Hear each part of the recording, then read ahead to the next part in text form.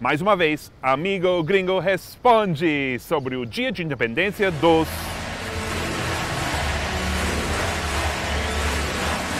Nossa, às vezes meus compatriotas são puta babacas, né? Hoje vou responder às suas perguntas sobre o feriado do 4 de julho, que comemora a Declaração de Independência dos Estados Unidos da América em 1776. Olha a declaração, nossa, que fonte é essa? Mas, primeiro, bem-vindos de volta, Amigo Gringo Responde. Há tempo que Eric e eu e Vanessa não fazemos. Eric, gostei do boné. E Vanessa, você cortou o cabelo. Uau. Certo, fala sério. Você me contratou para ajudar com o canal, a gente passou 1 hora hoje de manhã comendo taco, revisando o roteiro, já esqueceu de mim? Eu sou a Moniz, eu trabalho nesse canal desde 2015. Yeah, 1 pepperoni pizza. Yeah, bring it to the park. Okay, thanks, bye. Ok, Eric, vamos continuar. Pessoal, inscreve-se no canal e...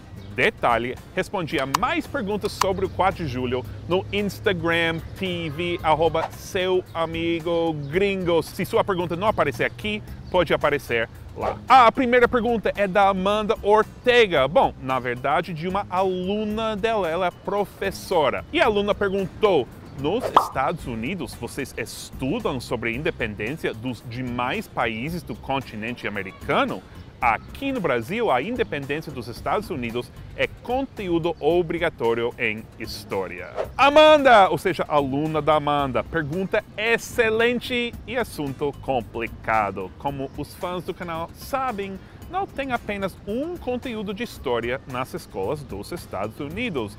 Varia muito por estado e até por município. Por isso, fui pesquisar o currículo do estado de Nova York, onde os alunos estudam História Mundial por 1 ano. O conteúdo inclui os movimentos de independência na América Latina, olha isso! E especificamente os do venezuelano Simón Bolívar, o argentino José de San Martín e o haitiano Toussaint de Louverture. Também estudam a Revolução Mexicana lá no país vizinho. Mas, francamente, vou imaginar que vocês passam mais tempo estudando a Revolução Americana do que a gente passa estudando as independências da América do Sul. Por quê? Nesse caso, a Revolução Americana produziu a primeira democracia da época moderna, que seria copiada por muitos outros países. Faz algo primeiro, sempre recebe atenção. Eu, por exemplo, fui o primeiro gringo a aparecer de sunga no YouTube brasileiro e olha onde me levou.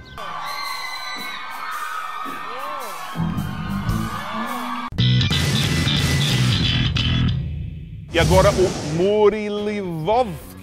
Morilivovski perguntou como é esse dia na questão de festejos ou comemoração. O país para? E vou agregar a pergunta do Igor Moraes, que perguntou: existe americano que não gosta desse feriado? E se existe, como as pessoas o veem? Antipatriótico? Morilowski, o país para sim. É feriado nacional. E além disso, também que é verão, os alunos estão de férias e estamos no clima entre Natal e Carnaval, versão americana. Como celebramos? Bom, muitas cidades, grandes e pequenas, celebram com desfiles. Tem um componente militar nos desfiles, natural da data, mas não é ostentação bélica, é mais uma alusão histórica ao exército de George Washington, olha isso. E claro, à noite temos fogos acompanhados pelos hinos patrióticos.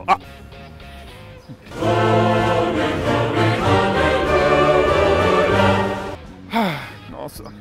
Bom, mas acho que a tradição mais universal é churrasco! E churrasco até tarde, porque nessa época o sol se põe em Nova York só às 8h30. Comemos hot dogs, hambúrgueres e, claro, todo tipo de carne. Uhul, picanha! Bom, todo tipo de carne menos picanha, a gente não sabe o que é. Ok, sobre quem não gosta do feriado, olha, acho que são muito poucos. Quem não gosta de desfile ou de fogos, não vai. Mas quem não gosta de churrasco em família? Vegetarianos. Eric, você é vegetariano? Ah, peraí, eu sei, Thiago. O Eric foi embora e deixou aqui sozinho. Você é vegetariano, é isso? Eu sou às vezes vegetariano. Bom, garanto que uns dos melhores churrascos do 4 de julho são dos vegetarianos. Mas, sobre o simbolismo do dia, quem ia querer ainda ser colônia britânica? Bom, talvez os nativos que foram protegidos até certo ponto pelos ingleses. Mas, em geral, todos conseguimos encontrar algo positivo para celebrar. Seja a liberdade de expressão, as oportunidades econômicas, a diversidade das pessoas, a diversidade dos hambúrgueres.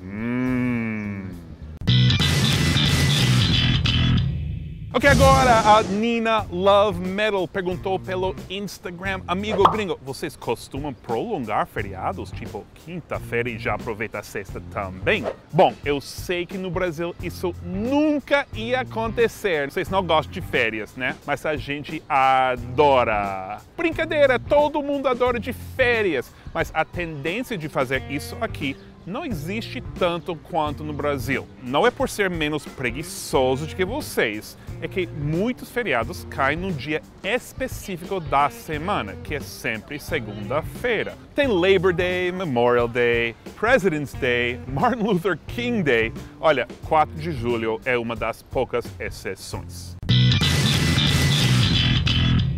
Que agora o Roberto Araújo F perguntou: os nativos norte-americanos e os escravos tiveram alguma participação no processo de independência? Nossa, que pergunta interessante, eu tive que pesquisar um pouco. Algo que não lembramos hoje é que em 1770 e algo, a época da Revolução Americana, Estados Unidos era só 13 pequenas colônias e ainda havia nativos por toda parte, os tribos organizados em nações. E algumas dessas nações apoiavam os britânicos, porque a coroa inglesa, como eu disse antes, oferecia alguma proteção aos nativos na época. E eles temiam o que aconteceria após a Revolução. E olha o que aconteceu, né? Bom, mas outros lutaram mesmo ao lado do exército de George Washington. A história dos negros não era tão diferente. Até 9.000 negros fizeram parte do exército dos colonos. Alguns negros livres, possivelmente por razões idealistas. Outros eram escravos, para quem a liberdade foi prometido ao fim da guerra.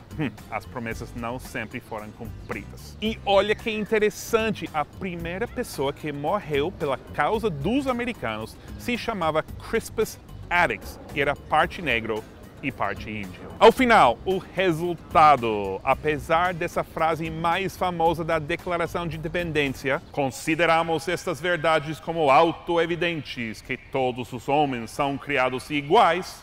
Homens nessa frase significava homens brancos, não índios, não negros e definitivamente não mulheres. Na verdade, nem incluía os brancos que não possuíam terras, que nem podiam votar. E até hoje essa frase chama atenção, já que nem sempre essas palavras são cumpridas.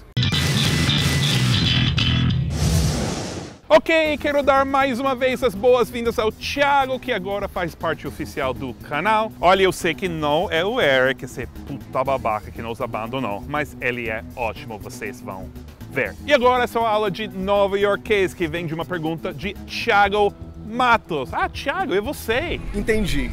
Você que escreve a pergunta, coloca no meu nome porque você queria falar uma coisa que ninguém falou, tudo bem. Mentira. Bom, o Thiago escreveu: Seth, primeiro, você é uma das pessoas mais inteligentes que conheço. Quem é esse puta babaca? Thiago, deixa eu ler a pergunta, tá? E o Thiago perguntou: quem é esse puta babaca que assinou a Declaração de Independência em letras tão grandes? Boa pergunta. A declaração foi assinada em Filadélfia por representantes de todas as 13 colônias. O primeiro em assinar foi John Hancock, do meu estado de Massachusetts, e ele fez um garranchão. Aí outro revolucionário falou as palavras famosas: seu puta babaca não vai ter espaço para os outros assinarem. Mentira. Mas até hoje essa assinatura é tão famosa que John Hancock, a frase John Hancock, virou uma gíria para assinatura. Se um americano pedir seu John Hancock, não está querendo ir para o banheiro, John é gíria para privada, nem está querendo ver seus genitais, que cock é gíria para... Ele quer que você assine um papel. E leia antes de assinar, especialmente se for uma fonte tão difícil quanto essa.